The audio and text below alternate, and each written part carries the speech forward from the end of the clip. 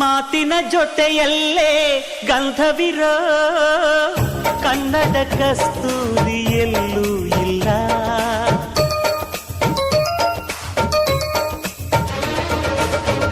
ಊರಿನ ಹೆಸರಲ್ಲೇ ಕರುಣೆ ಇರೋ ಕರುಣೆಯ ಕರುನಾಡು ಎಲ್ಲೂ ಇಲ್ಲ.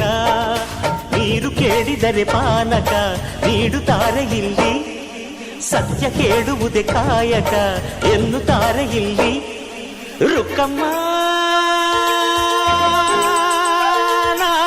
ಏಳು ಕೆರೆಯ ನೀರು ಕುಡಿದೆ ರುಕ್ಕಮ್ಮ, ಏಳರಲ್ಲೂ ನಮ್ಮ ನೀರೇ ನೀರಮ್ಮ.